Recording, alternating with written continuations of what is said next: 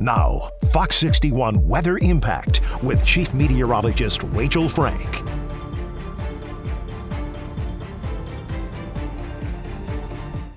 Hi everyone, Fox 61 Chief Meteorologist Rachel Frank with your weather impact forecast. Once again, we are looking at a frosty night ahead with frost advisories in effect for the southern half of the state, with the exception of the immediate shoreline. The only reason it is not in effect for our northern 4 counties of Connecticut is because the growing season has already been claimed to be over by the National Weather Service. So it is just as cold, if not colder, in the northern half of the state.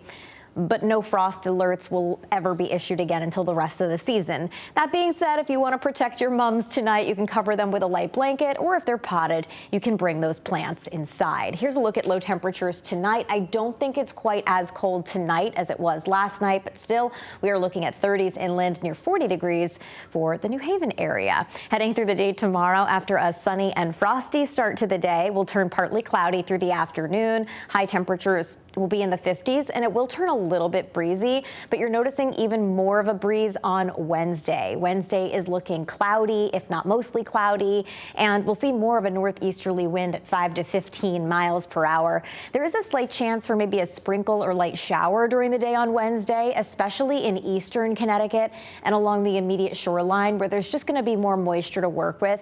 Either way, we're not looking at much rain during the day on Wednesday if you've got anything going on outside. Then on Thursday, we are watching the potential for some heavier rain and gusty winds, mostly in the afternoon and evening. There is a chance we could get a couple of showers in the morning. This computer model shows everything holding off, but I'm letting you know again, there is a chance. But we do feel confident that anything more significant would hold off until the afternoon. And the evening commute could be nasty with some heavier downpours, some gusty winds. We are not expecting wind damage, though, and this should be all much needed rain. We really do need it, and the rivers and streams are so dry, so we're not expecting any flooding of them. But maybe you're splashing through some puddles for the evening commute. After school activities may end up getting canceled on Thursday. And the storm has sped up a little bit, so it looks like it is out of here by the time we head into Friday. Maybe a spot lingering shower, just with a bit of leftover instability with the storm lurking nearby, but I wouldn't expect any additional real measurable rain.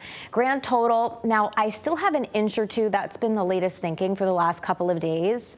Some of the guidance now that has the storm working through faster is closer to just an inch. So we may be on the lower end of that, and we'll get more detailed as we get closer. And I also refined the timeline for this, mostly Thursday afternoon into Thursday night. If you have any Halloween decorations, you may think that you need to secure them. Again, we're not expecting damage, but sometimes those little ghosts and goblins can blow away at lower gusts. Your trees should be fine, though. And again, in terms of impact, we're not expecting river flooding, not expecting wind damage, but again, the evening commute will be affected.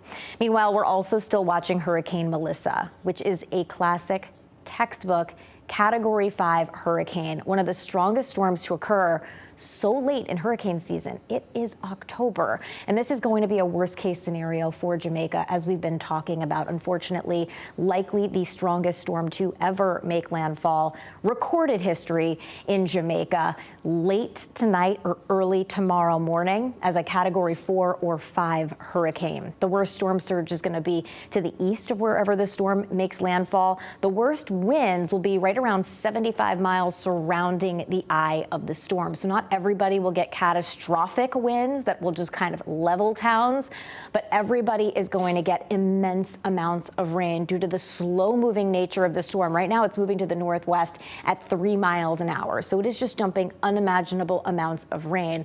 And unfortunately, the consequences of this are mudslides and flooding in addition to the surge and in addition to the wind damage. This will leave communities isolated with roads washed out. This means long duration power outages and communication outages. And please keep the people of Jamaica in your thoughts, because this is going to be a nasty one to get through. After Jamaica, and I don't want to say that it's not as big of a deal, because Cuba is going to get a direct hit from a major hurricane as well. That'll be heading into early on Wednesday. Again, immense amounts of rain, but at least the forward speed will be a little bit faster, so it's not quite as much as Jamaica will get. The southeastern Bahamas, the Turks and Caicos will be up next, and even Bermuda getting some impacts from the storm before it heads out into the Atlantic. Again, this is just one of our computer guidance showing how much rain could fall in this storm. Just again, staggering amounts, and we'll be talking more about that, and again, including Haiti and also Cuba, also in areas that could get flooding as well. Here's a look at your 7-day forecast. And Friday, maybe a lingering shower, but we're in the process of drying out, and we're feeling good about Halloween. Again, still cautiously optimistic, but even more so than we were yesterday. Saturday and Sunday, highs will be in the 50s. Overall, both days look dry. We may see some showers return by this time next week. Your shoreline 7-day 50s the next couple of days. Low 60s for Thursday and Friday, with the wettest day of the week being Thursday, with a lot of improvement as we head into this weekend, which is looking pretty nice. Have a good one.